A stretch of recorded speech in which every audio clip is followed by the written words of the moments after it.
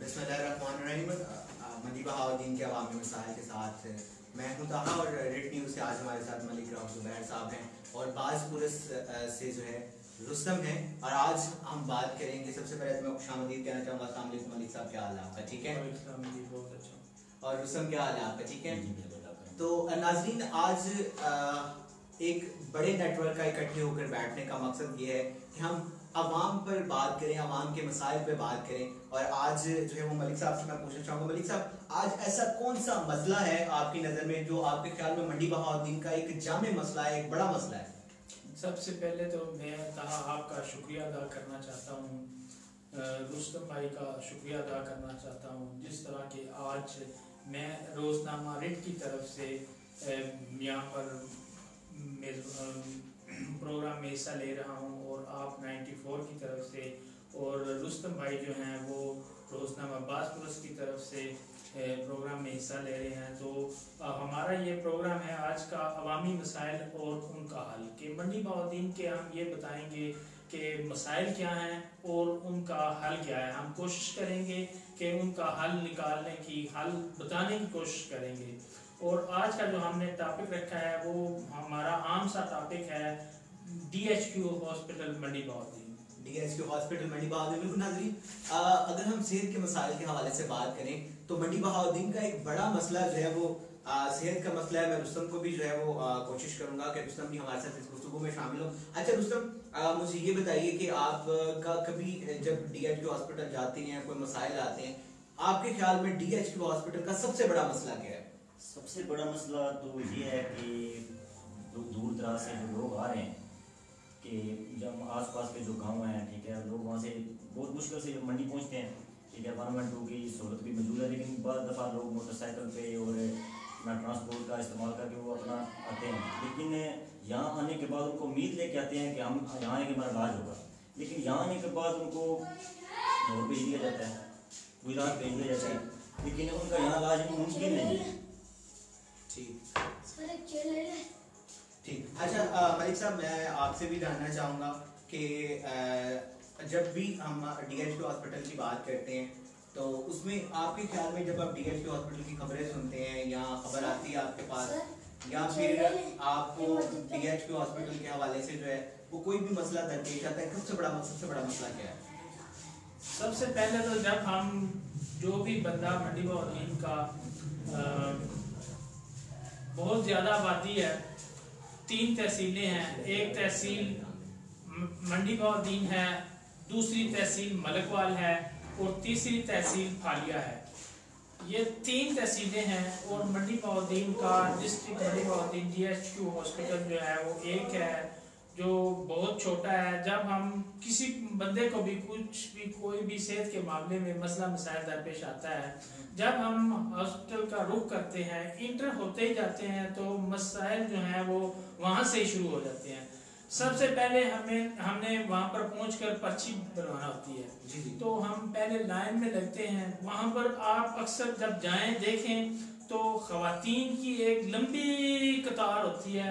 वहाँ पर शेड भी लगा हुआ है, लेकिन फिर भी खवातीन जो है वो धूप में खड़ी हैं और बुजुर्ग जो हैं वो भी, उनकी मर्द हजरात की भी एक लंबी लाइन होती है और वो धूप में खड़े होते हैं। पहले आप एक साइड से पर्ची बनवाते हैं, फिर आप वहाँ पर दूसरी साइड पे चले जाते हैं और फिर तीसरी जगह पर जाते हैं जहाँ से एक जो है एक लेंथी प्रोसेस है जिसमें तकरीबन आपका कम से कम 1 घंटा सर्फ होता है।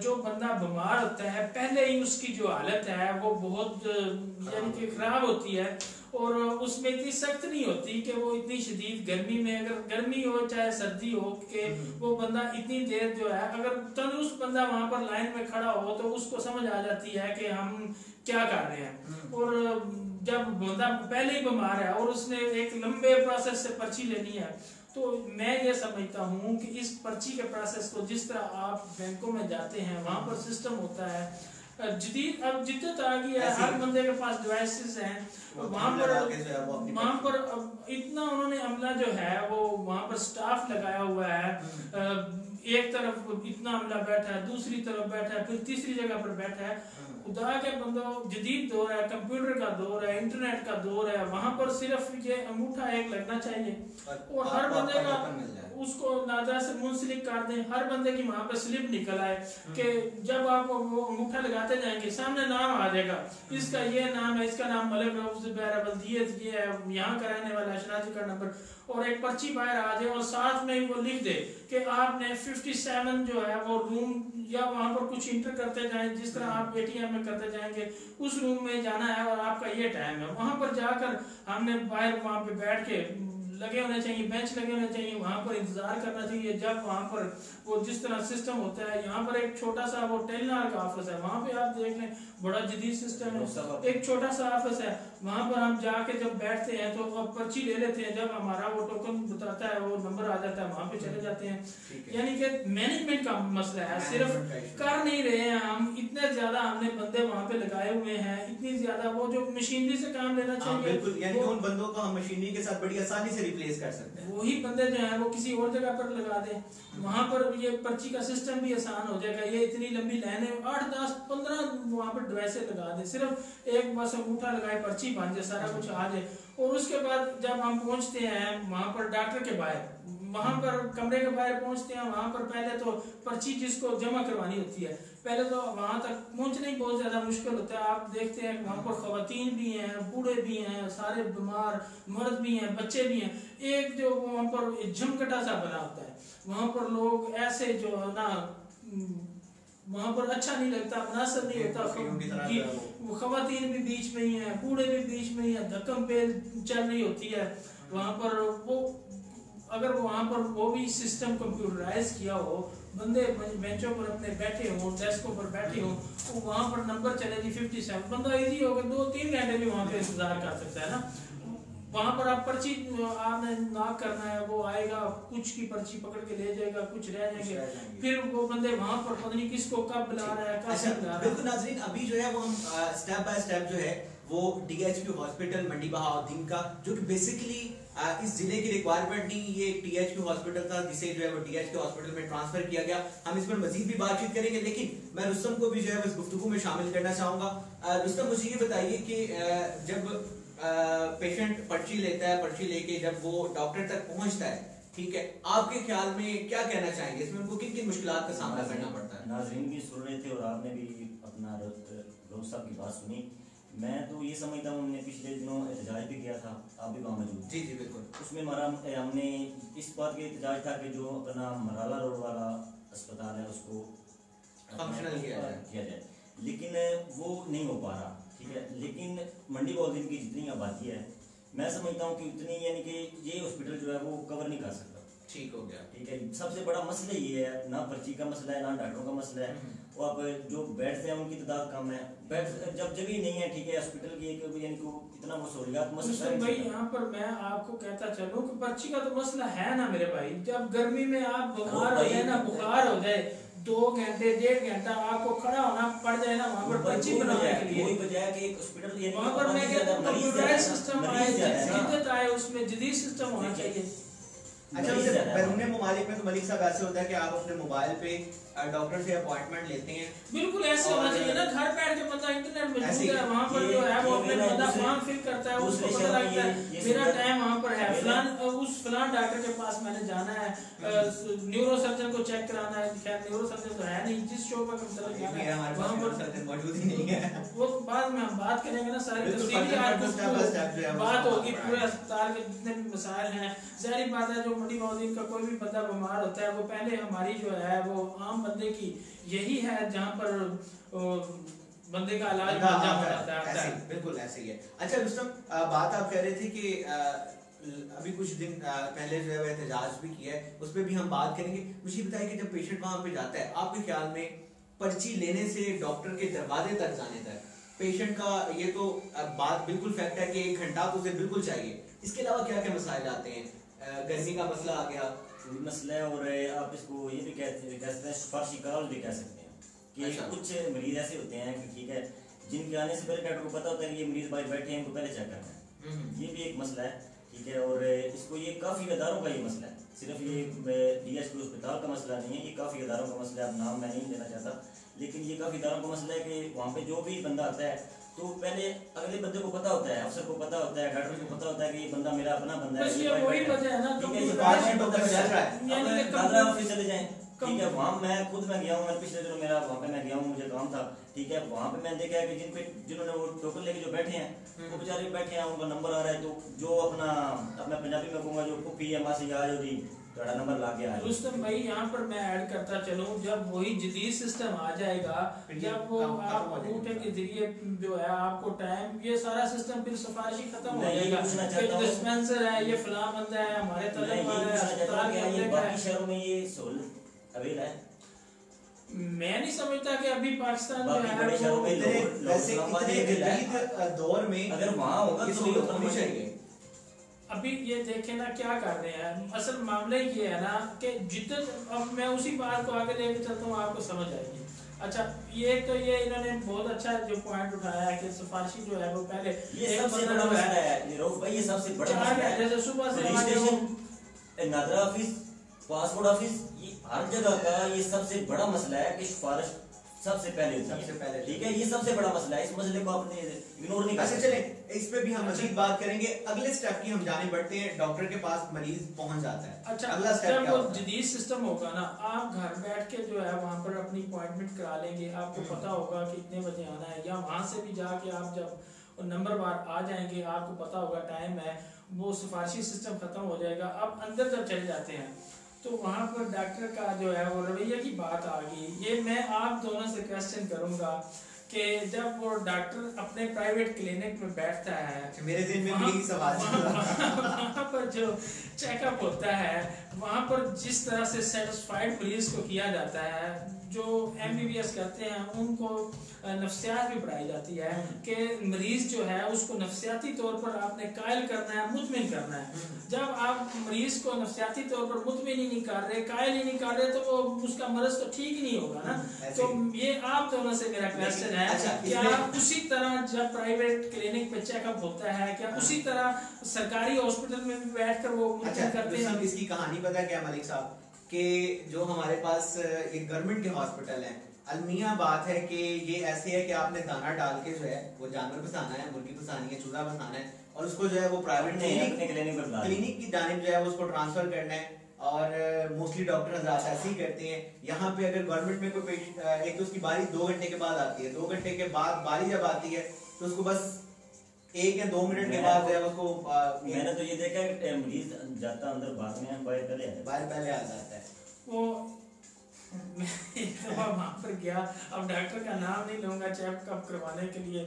जस्ट मरीज बैठाया, हमारा भी काम बढ़ सकता है, उसने ऐसे ऐसे किया, हाँ ठीक है, ये लिख के दे दिया। अब वो मैं उसी सिलसिले को आगे चलाऊंगा कि वो डॉक्टर साहब के पास कंप्यूटर पड़ा होना चाहिए। वो वहाँ पर पहले ही बंदे का जो टोकन है वहाँ पर सारा कुछ कंप्यूटराइज, कुछ जिद्दत आई है, कुछ हो रहा है, आपने देखा जदीद कंप्यूटराइज वो पर्चियाँ वहाँ पर निकल रही हैं। अच्छा, उस पर वो पूछ के सारा चेकअप वगैरह करके उस पर ही वो दवाइयाँ जो है वो नोट कर दे। अच्छा, इमरजेंसी में तो मेरा ख्याल ये सिस्टम चल रहा है। हाँ जी, पेशेंट पर्ची लेके आता है, उसके बाद डॉक्टर ने उसको खुद बाय सेल्फ जो है उसको कंप्यूटर में ऐड करना होता है। बिल्कुल ऐसे ही। लेकिन थोड़ी सी मैं यहाँ पर ये कहता चलूँ कि जिद्दत आनी चाहिए। 3 या 4 दवाइयाँ, अब बीमारी लिख दी, ठीक है, उसके साथ ही उसका जो है वो सारे अगर टेस्ट लिखने हैं टेस्ट लिख दिए वहाँ पर ही, वो उसके साथ ही उसकी जो मेडिसिन है वो लिख दी, बंदा कोई पर्ची देने की जरूरत नहीं, ऐसे ही जाए बाहर निकल जाए, वो वहाँ पर कंप्यूटराइज फीड हो गया ना। अब जब वो वहाँ से निकलेगा, वहाँ पर पहुँचेगा मेडिकल स्टोर पर, जहाँ पर पहुँचते ही आपको पता चलता है कि वो काटियाँ लगाता जाता है, ये नहीं है, ये आपको अंदर से मिलेगी। ये आपको जो 30 रुपए की दवाई है ना, ये अंदर है, ये ले लें, और बाकी ये बाहर से जो है ना, ये आपको 895 की बाहर जो मेडिकल स्टोर है प्राइवेट, वहाँ से खरीदनी पड़ेगी। अच्छा, इसके पीछे क्या रीजन है कि हॉस्पिटल वालों के पास दवाइयाँ मौजूद नहीं होती, बाहर मेडिकल स्टोरों में बेच देते हैं, या गवर्नमेंट की तरफ से स्टॉक ही नहीं आ रहा? मैं यहाँ पर फिर ये समझता हूँ कि मैनेजमेंट का जो है वो मसला है। मेरे ख्याल में वहाँ पर फंड्स भी मौजूद हैं, डॉक्टर्स भी मौजूद हैं और अमला भी मौजूद है, मेडिसन भी मौजूद हैं। वो उनकी ख़रीदारी में कुछ डिले होती है, या डीसी साहब ने, या जो हमारी मिनिस्टर हैं हेल्थ की, या जो चीफ मिनिस्टर हैं उनकी तरफ से कुछ डिले होती है, या अफसरान की तरफ से होती है। जब डॉक्टर सारे साहबान को उनको बताएं कि हाँ जी कौन कौन सी आपको दवाइयाँ जो हैं वो ज़्यादा आप समझते हैं कि वो होनी चाहिए, जो अहम अदवायात हैं कुछ ज़्यादा महंगी ना खरीदें। मल्टीनेशनल कंपनियों की जो है वो अच्छी अदवायात यानी कुछ ना कुछ तो दे ना आपको। मैं ये चाहता हूँ कि हर बंदे को वहाँ पर अच्छा चेकअप हो, वहाँ पर जो दवाई है कम से कम इतनी बंदा आस लगाकर उम्मीद लगाकर इतनी दूर से आता है, इतना अपना पूरा एक दिन गुजर जाता है, पूरा एक दिन सरफ हो जाता है। जब तक इंसानियत और एहसास डॉक्टरों में पैदा नहीं ना होगा ये नहीं हो सकता। अब पिछले दिनों मेरी मुलाकात हुई है एक मोहल्ले की डॉक्टर से, वो सरकारी हॉस्पिटल में जॉब करती हैं। तो उनसे मैं थोड़ी बात इसमें मैं डिलीवरी केस में मैंने कॉलम ही लिखा था कि ये हॉस्पिटलों में, प्राइवेट हॉस्पिटलों में और सरकारी हॉस्पिटलों में क्या हो गया। और ये भी जो आपने के बात किया ना कि प्राइवेट क्लिनिक पे जाके, ठीक है, उन्होंने मुझे बताया कि एक औरत है, ये अपना हकीकत की उन्होंने स्टोरी बताई है कि एक औरत है, उनको उन्होंने तैयार किया है कि वो मेरे घर आके डिलीवरी केस करवाए। ये कितना बड़ा जुल्म है, ठीक है। फिर वो कहते हैं कि मैंने भी उस औरत का यानी कि उसको किसी तरह हॉस्पिटल में ला, उसका मैंने डिलीवरी केस किया, ठीक है। लेकिन जो जिसने करना था, जो उसकी डॉक्टर जिसने करना था, उसने उसको तैयार किया कि ये मेरे घर आए, वहाँ मुझे ये 4-5 हज़ार रुपया जितना भी इनकी फीस होती है, ठीक है, ये यानी कि वहाँ मुझे फीस पे करे और मैं डिलीवरी केस घर में करूँ। हालांकि ये सरकारी हॉस्पिटल में फ्री होना चाहिए, ठीक है। ये एक बहुत बड़ा जुल्म है गरीब गाँव पे, ठीक है। ये अल्लाह काम को इनका नोटिस लेना चाहिए, लेकिन कोई नहीं। ये स्टोरियाँ सबको पता है, आपको पता है, मुझे पता है, न्यूज़ में भी डेली कॉलम लोगों ने लिखे हैं डिलीवरी केस पे, कितनी चीज़ें। ये सरकारी हॉस्पिटल में हो रहा है, जो वहाँ पे डॉक्टर्स हैं वो घरों में कर रहे हैं, ऐसा तैयार करती हैं, यानी कि ये मरीज हमारे पास आके घर केस करवाए। भाई यहाँ पर एक जो बात मैं ऐड करना चाहूँगा कि अल्लाह ताला ने इंसान को अशरफुल मखलूकात बनाया, अशरफुल मखलूकात पैदा किया। लेकिन मैं यहाँ पर ये कहना चाहूँगा कि मादा परस्ती के इस दौर में जो है पैसा ही सभी कुछ नहीं। एक दिन हम सब ने मरना है, इस दुनिया को छोड़ जाना है। ये तमाम बिल्डिंग्स, ये तमाम पैसा, सहूलियात, कब्र में कोई ऐसी नहीं होना। वहाँ पर जो है वो अमलों का हिसाब होना है। बंदे को थोड़ा सा ये भी याद रखना चाहिए। और अशरफुल मखलूकात हम उसी वक्त बनते हैं जब हमारे अंदर कुछ थोड़ी बहुत इंसानियत मौजूद हो। अच्छा मलिक साहब, अब हम इस गुफ्तगू को जो है वो मैं थोड़ा सा एक सीरियस मोड पे लेके आना चाह रहा हूँ। जो हमारे आज के प्रोग्राम का मकसद भी था DHK हॉस्पिटल के हवाले से, एक वबा यहाँ पे डॉक्टर्स में फैली हुई है कि पेशेंट्स को जो है वो गुजरात रेफर कर दिया जाता है, कुछ वजीराबाद रेफर कर दिया जाता है, लाहौर रेफर कर दिया जाता है। इस वबा के पीछे क्या मसला है? ये पहले रुस्तम भाई ने बात की कि हमारा जो हॉस्पिटल है ये डिस्ट्रिक्ट हॉस्पिटल नहीं, ये THK लेवल का हॉस्पिटल है। यहाँ पर अब इस वक्त आपको पता है कि काफ़ी अरसा से ऑपरेशन थिएटर जो है वो काम नहीं कर रहा। कोई भी ऑपरेशन अस्पताल में नहीं हो रहा है। सारे बंदे गरीब मस्कीन बंदे, प्राइवेट सारे बंदे तो अफोर्ड नहीं कर सकते ना। दूर की बात है, 50,000, 60,000, 70,000 रुपया हर बंदा अफोर्ड नहीं कर सकता। यहाँ पर हमारे अस्पताल में जो है वो हर जो है सेहत के मतलब शोबा जो है वो होना चाहिए, उसका स्टाफ होना चाहिए, उसके डॉक्टर्स होने चाहिए, उस तमाम हर शोबा की मशीनरी होनी चाहिए। हमारा अस्पताल जो है वो रेफर सेंटर नहीं होना चाहिए। यहाँ पर हर बंदे का तमाम मुकम्मल इलाज मुआवजा होना चाहिए। अच्छा, बात वो फिर मेरी वहाँ पे रह गई जो मैं करना चाह रहा था। वो बात ये थी कि हमारे पास जो है वो पेशेंट को जो है लाहौर क्यों रेफर कर दिया जाता है? क्यों डॉक्टर जो है वो पेशेंट की नब्ज चेक करता है, नब्ज चेक करने के बाद वो ये कहते हैं लाहौर ला जाओ। वो देखे ना, मुतलका डॉक्टर ही मौजूद नहीं है ना। अब यहाँ पे न्यूरो सर्जन नहीं है, जब बेड ही नहीं है। सर में अभी पिछले दिनों वो सी एक वो पेट के दर्द के पेशेंट को जो है वो बेड ना होने की वजह से हाँ जी वो गुजरात में रहा है। बेड्स का मसला है कि बेड्स नहीं है वहाँ पर जो है वो इतने पेशेंट जो है वो जो आप वो DHQ हॉस्पिटल जो है मराड़ा रोड वाला वो तमीर हो रहा है आपने देखा सालों से तमीर हो रहा है और वो तमीर पता नहीं कब तक होते रहना है। ये हमारे सियासतदानों की हाजी साहब का तो चंद दिन कबल एक बयान भी वीडियो मैसेज भी चला है, शायद आपने भी देखा होगा, जिसमें उन्होंने कहा है कि 10 से 15 दिन में वो फंक्शनल हो जाएगा। हमारी तादाद कम कर दी गई है ना भाई, बेड की तादाद कम कर दी हमारी इस प्लेटफॉर्म से जो हमारे MNAs हैं मंडी बहाउद्दीन के दोनों MNAs हाजी इम्तियाज साहब और जो नासिर बुसाल साहब हैं उनसे कि वो इमरान खान वज़ीर आज़म से बात करें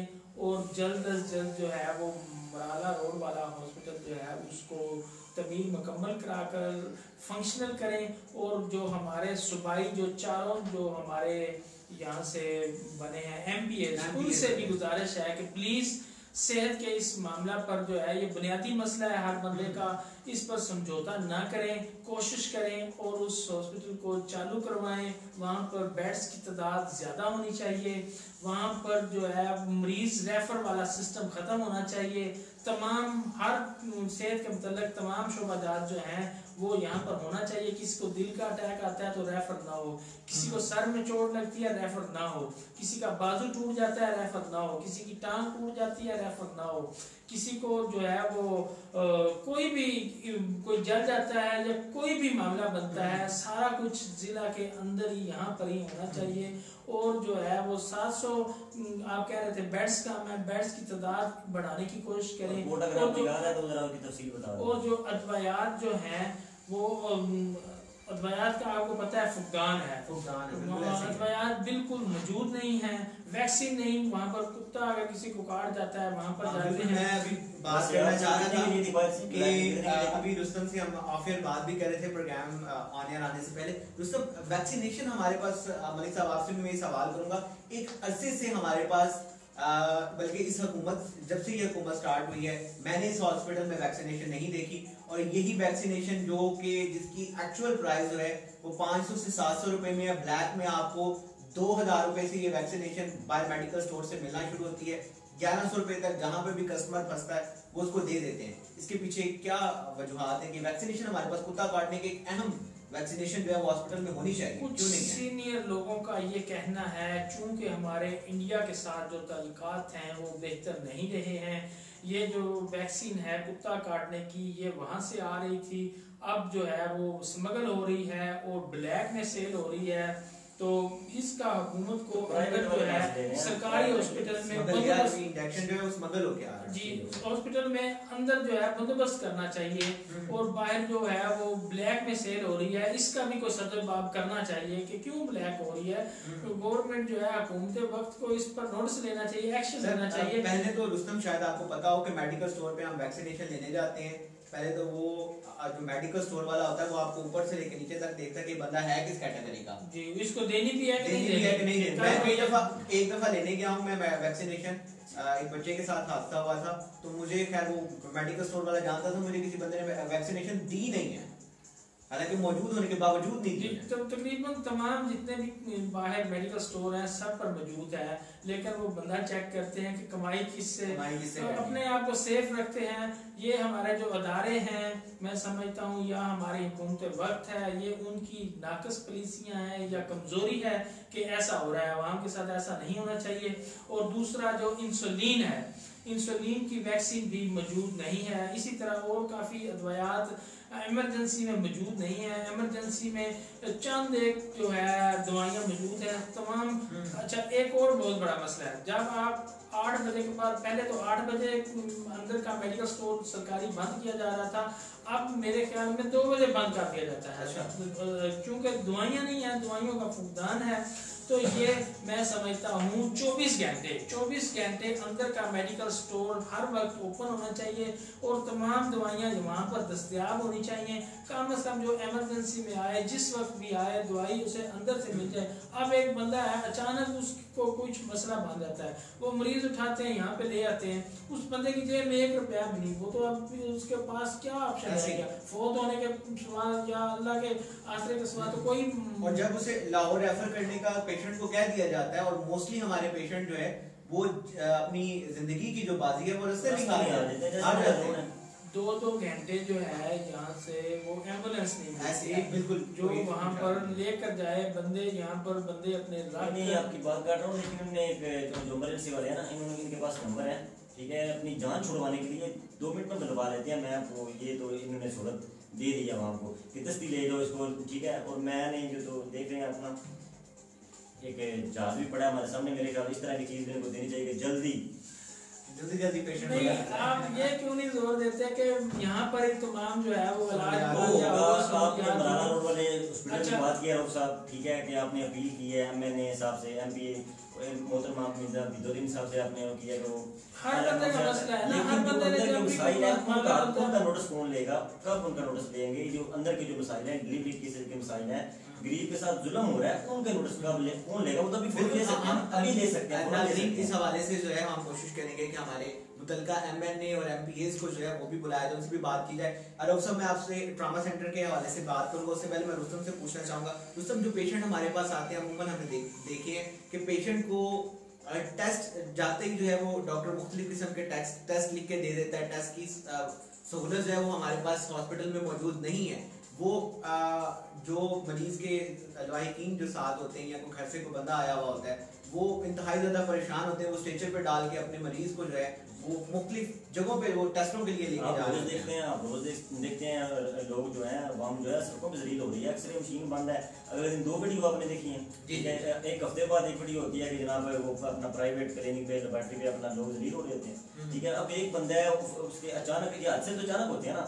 अब जो गरीब बंदा है उसके पास तो हो सकता है उसके पास 50 रुपया ना हो, उसने अगर वो हॉस्पिटल आ गया है उसको तो वहाँ पे सहूलियात मिलनी चाहिए ना। अगर उसके पास 50 रुपये नहीं है, वो कैसे जाएगा प्राइवेट हॉस्पिटल में, वहाँ जाके कैसे इलाज करवाएगा? उसके साथ तो जुल्म है ना।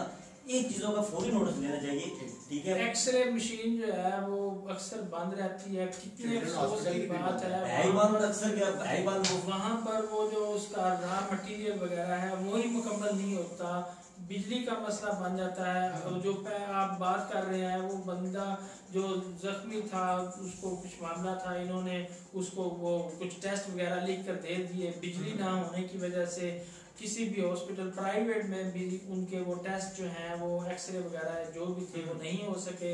यहाँ तक कि वो इस रोड पर थाना रोड पर आए और अल-शिफा हॉस्पिटल तक उसको स्ट्रेचर पर लेकर गए और वापस लेकर आए। यहाँ पर किसी जगह से बिजली ना होने की वजह से टेस्ट नहीं हो सके और वो मरीज़ यहाँ से मंडी बाजार से शिफ्ट करके ले गए।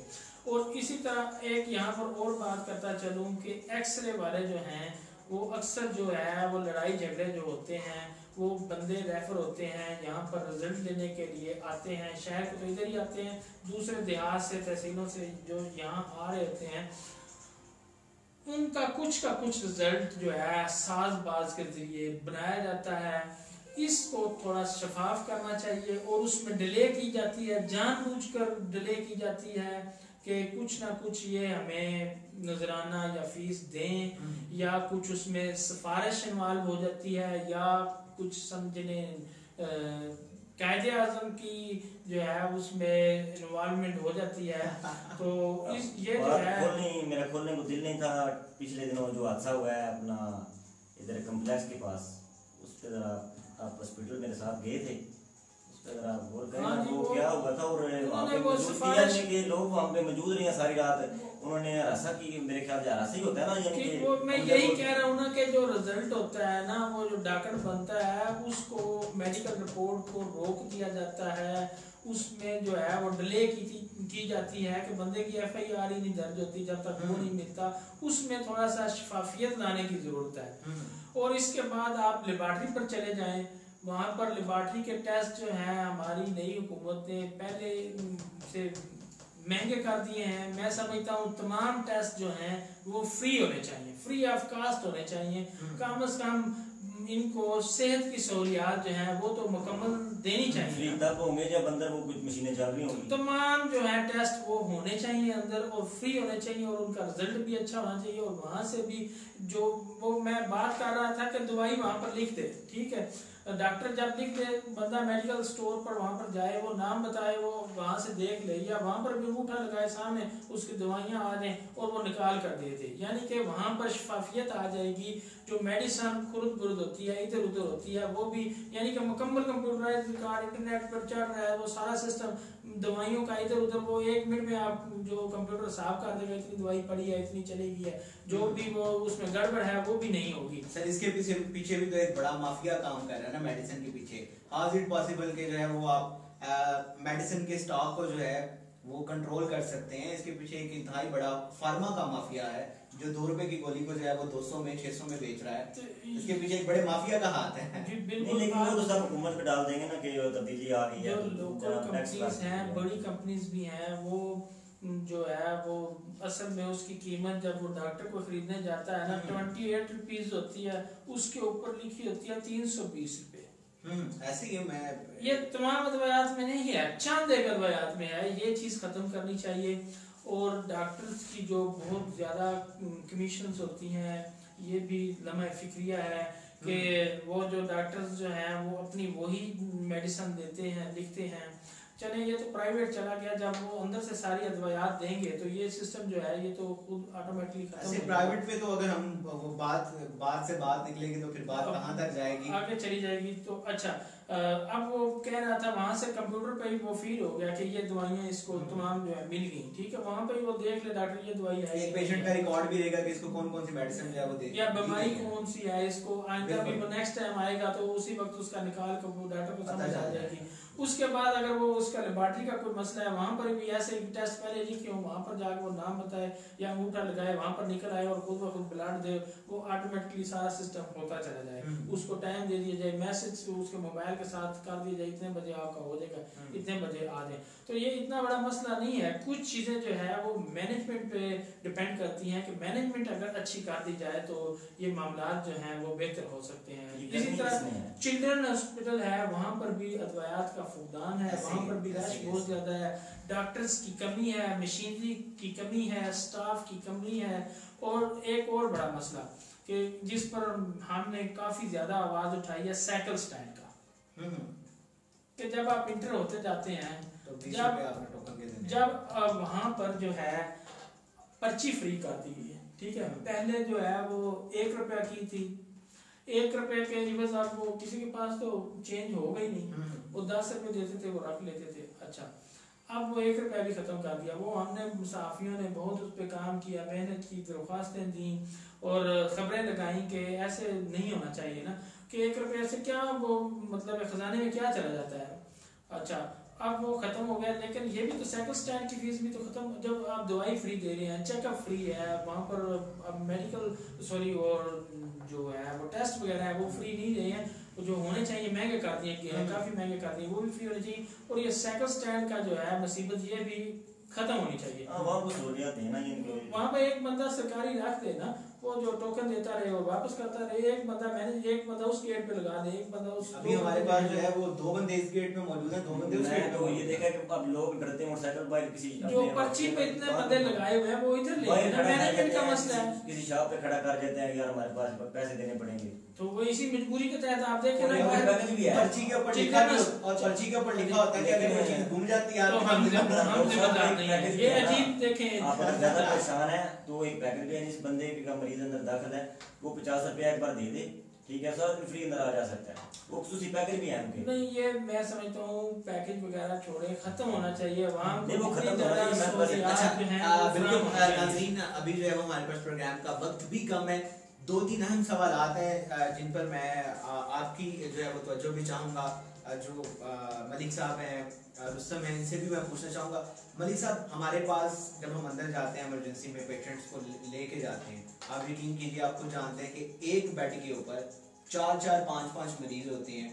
और मैंने अमूमन डॉक्टर्स को भी देखा है कि वो इतना अटेंटिवली जो है, इतनी तवज्जो के साथ इमरजेंसी के पेशेंट को चेक नहीं कर रहे होते। इसके पीछे क्या रीज़न है? वही रीजन है कि वो जो बड़ा हॉस्पिटल बन रहा है वो बन ही रहा है और बनता ही रहना है, पता नहीं कब तक बनता रहना है। उसको फंक्शनल होना चाहिए, वहाँ पर डॉक्टर्स, अमला, स्टाफ, बेड्स, हर चीज़ ज़्यादा होनी चाहिए, अद्वियात ज़्यादा होनी चाहिए, तमाम टेस्ट, हर चीज़ इधर होनी चाहिए। अच्छा, एक बड़ा बजट हमारे पास हॉस्पिटल में आया था जो इसके वो लश्के पश्कों में लगाया गया है। एक बाहर वो जो है वो ग्रीन इसकी बेल्ट बनाई गई है जो कि खस्ता हाली का शिकार है, उसके गिर्द जो है वो एक वो तार भी लगाई गई थी जो मेरा ख्याल है बिल्कुल खत्म हो चुकी है। पौधों को बाहर को ध्यान नहीं देता, इनका माली काम नहीं करता। इवन काफी सारा कचरा जो है वो हॉस्पिटल का बाहर पड़ा हुआ होता है। क्या ये तमाम पैसा जो हॉस्पिटल की रेनोवेशन पे लगाया गया, क्या ये जरूरी था, या इसी पैसे को जो है वो मशीनरी जो है वो बेहतर लाई जाती, मशीनरी जो है वो कुछ रिपेयर करवाई जाती, कोई नई लेके आई जाती, मशीनरी के ऊपर ध्यान दिया जाता? क्या कहते हैं आप? असल में अगर ये सारा मैनेजमेंट का फिर मैं कहूँगा मामला है कि जैसे रुस्तम भाई कह रहे हैं कि माफिया है, उन्होंने जो है वो हॉस्पिटल कम और अपनी जेब और अपना पेट वो ज़्यादा चलाना होता है। जब ऐसे मामला होंगे, मैं कहता हूँ कि एक सादा सा सिंपल सा भी कमरा हो, उसमें डॉक्टर बैठकर बाहर बैठ जाए, आवाम को अच्छा चेकअप मिलना चाहिए, टेस्ट फ्री होने चाहिए, तमाम अद्वियात मिलनी चाहिए, साइकिल स्टैंड ख़त्म होना चाहिए, तमाम जो दीगर जो है X-ray machine, MRI test, CT scan वगैरह जितने भी इस किस्म के मुकम्मल टेस्ट हैं वो सारे होने चाहिए यहाँ पर ही हॉस्पिटल में। अच्छा, यानी कि सेहत की मुकम्मल जो सहूलियत लगा दी गई, अंदर AC लगा दी गया है, ठीक है, अंदर आलीशान हॉस्पिटल बना दिया गया, लेकिन आवाम जलील हो रही है, आवाम का इलाज नहीं हो रहा। मैं कह रहा हूँ आवाम जलील हो रही है। वो कहते हैं ना पंजाबी उचियां तो करना दे फिके पकवान होते, वही मिसाल साडे DH के अस्पताल दी है। सर मैं तो यकीन कीजिए, पहले तो मेरा बात इख्तलाफ ही DHQ कहने को, DHQ हॉस्पिटल को DHQ कहने पे इख्तलाफ है कि इतनी बड़ी आबादी के लिए। वैसे DHQ हॉस्पिटल मुख्तलिफ जो हमारे इजला हैं वहाँ पे बनाए गए थे, और जो कि मेरा ख्याल है कि इस एक मजाक है मंडी बहाउद्दीन के साथ इस इतने छोटे हॉस्पिटल का और इतने कम बेड्स वाले हॉस्पिटल का यहाँ पर होना। हमारे साथ बहुत से गाँव मुंसलिक है मंडी बहाउद्दीन के साथ, जब उन गांव में कोई भी छोटा सा हादसा होता है फौरी तौर पे पेशेंट जो है वो DHQ हॉस्पिटल में आ जाता है। अच्छा मलिक साहब, ट्रामा सेंटर हमारा कितना कामयाब है यहाँ पे? वहाँ पर ट्रामा सेंटर में जस्ट जो है ना वो सीखने वाले बच्चे जो आए होते हैं, अक्सर हम जाते रहते हैं वहाँ पर देखते हैं कि उनको लगाया जाता है। ठीक है, उन्होंने सीखना है, डॉक्टर ऊपर मौजूद नहीं होता, वो सिर्फ देखता बता देता है, वो भी टांके लगा रहे हैं, वही बस सिर्फ वो जस्ट जख्म को वो साफ करते हैं और सिलाई करके चले जी, डॉक्टर मौजूद नहीं होता, डिस्पेंसरी दवाई वगैरह लिख के फारग कर देता है। अच्छा बिल्कुल नाज़रीन, हम कोशिश करेंगे कि हम जब अगली दफ़ा बात करें DHQ हॉस्पिटल के मसाइल के हवाले से, तो हमारे साथ जो है वो DHQ हॉस्पिटल से कोई ना कोई डॉक्टर, कोई ना कोई जिम्मेदार शख्स भी मौजूद हो।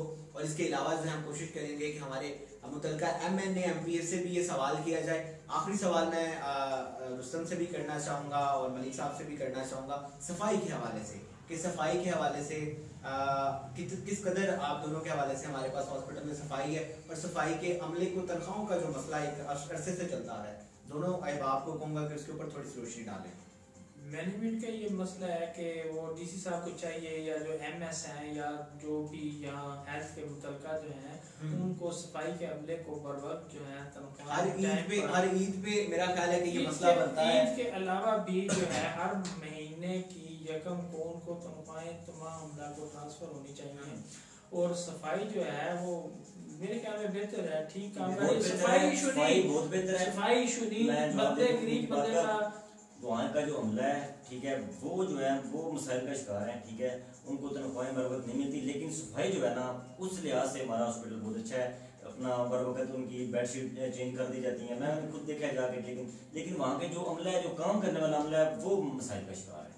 पिछले दिनों आपने वीडियो भी देखी, उनकी ईद के मौका पर उनकी तनख्वाहें रोक दी। हर ईद में मैं तो ये नहीं होना चाहिए ना, उनको टाइम आ रही है मेरा, तो उसमें भी ये मुझे और बहुत अच्छा वर्क है, अप्रिशिएट करना चाहिए उनको, बहुत अच्छा वर्क है उनका, टाइम पर उनको तनख्वाहें मिलनी चाहिए। बाकी जो है वो आम बंदे अच्छा सब मैं आपसे एक बात पूछना चाहूँगा कि काफ़ी अरसे से, काफ़ी सालों बीत चुके हैं, यानी कि हम लगा रहे हैं, खबरें लगा रहे हैं DH हॉस्पिटल पे, ताबे भी लगा रहे हैं, मैं भी लगा रहा हूँ, आपने भी लगाई हैं। इन दिनों तो काफ़ी खबरें आ चुकी हैं, अवाम भी जानती है। क्या MS उनका भी कोई मौक़िफ़ आया सामने? उन्होंने किसी अपना रोज़नामा को या किसी वेब चैनल वाले को, किसी बड़े चैनल वाले को अपना मौक़िफ़ दिया हो कि ये हॉस्पिटल में जो हो रहा है क्यों हो रहा है, इसकी वजूहत क्या है?